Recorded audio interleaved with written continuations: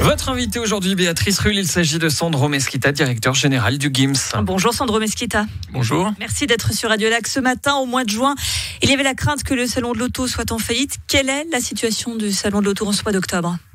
Alors le salon n'est pas en faillite. On a plutôt un bilan assez solide, pas de surendettement. Mais effectivement, on est en manque de liquidité. Donc ça, c'est le résultat de l'annulation de l'édition de cette année. Donc pas d'édition, pas de revenus. Donc effectivement, nous sommes courts en termes de liquidité. Et depuis que j'ai rejoint le salon, mon objectif, c'est de retrouver cette stabilité financière d'ici la fin de l'année. Une stabilité qui ne passera pas par une édition 2021 non plus, qui a également été annulée. Ça veut dire quoi ? Que le salon de l'auto est mort ? Non, le salon n'est pas mort, mais effectivement l'annulation de cette année a été un coup dur. On a décidé fin juin de ne pas participer à l'édition 2021. C'était justement pour pas prendre de risques supplémentaires. Parce que effectivement, on est dans un système économique où le client est quand même roi. On a eu l'occasion d'interviewer un certain nombre de nos constructeurs, clients, exposants, qui nous ont indiqué que vu leur situation, parce que le secteur de l'automobile est aussi frappé de plein fouet par la crise du Covid, ils nous ont recommandé plutôt de passer l'édition 2021 et de se concentrer sur 2022. Et puis l'autre élément, c'est qu'il y a aussi beaucoup d'incertitudes par rapport à la situation sanitaire en début d'année prochaine. Et d'ailleurs, on voit déjà beaucoup de salons qui renvoient aussi leurs éditions à plus tard. Donc, dans la pesée des intérêts, on a préféré ne pas prendre de risques supplémentaires et se concentrer sur, je l'espère, une belle édition en 2022. Vous venez de nous dire qu'il y avait des difficultés de liquidité pour boucler cette année puisqu'il n'y a pas eu de salon. Vous avez refusé le prêt de l'État qui aurait dû vous apporter ces fameuses liquidités. C'était quoi la crainte ? Qu'il y ait une OPA de l'État de Genève sur ce salon de l'auto ? Donc, il y a plusieurs choses. Tout d'abord, c'était un prêt avec un certain nombre de conditions. L'une de ces conditions était notamment l'organisation d'un salon en 2021. Et ça nous semblait, comme je vous l'ai dit tout à l'heure, beaucoup trop risqué pour nous. Donc, on a préféré ne pas accepter ce prêt et chercher des solutions par nous-mêmes. Quitte à se mettre à danger ?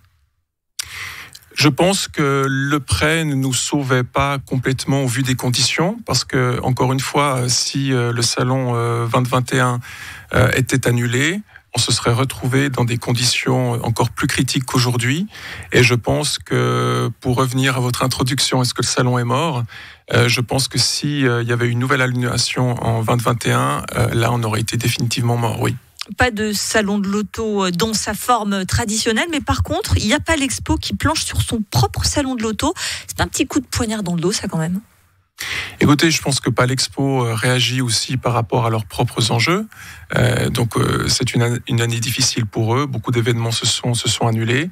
Ils ont décidé d'organiser cet événement, dont acte. Nous, on se focalise sur 2022, sur un salon, on va dire, d'une certaine envergure. Voilà. Donc, suite Palexpo ne le serait pas ? Ce sera différent. Je crois que c'est pas un secret. Vous avez certainement dû lire la presse comme moi. Il s'agit d'un événement organisé vis-à-vis des médias qui durera quelques jours. Donc c'est pas la même chose que ce que l'on a connu. C'est pour ça que, de mon point de vue, c'est un autre salon. Nous, on se focalise sur 2022, sur une édition, une belle édition d'un salon de l'auto. Et je l'espère ouvert au public. Une vente à Palexpo qui était envisagée. On en est où de ce côté-là ? Écoutez, de ce côté-là, les choses sont arrêtées. Donc voilà, il n'y a pas eu d'accord sur cette vente. Donc on avance sur d'autres pistes. Pas d'accord actuellement ou pas d'accord définitivement ? Pas d'accord actuellement, j'ai envie de dire. Mais les autres pistes sont des pistes qui nous semblent extrêmement sérieuses. Donc on préfère se concentrer sur celle-là. Donc le salon de l'auto est à vendre ? Le salon est à vendre si un acquéreur se présentait avec des bons arguments. Aujourd'hui, c'est pas le cas. Aujourd'hui, les pistes que l'on poursuit, ce sont des pistes avec des investisseurs partenaires qui souhaitent non seulement financer le salon de l'auto, mais être partie prenante dans ce projet pour les années à venir.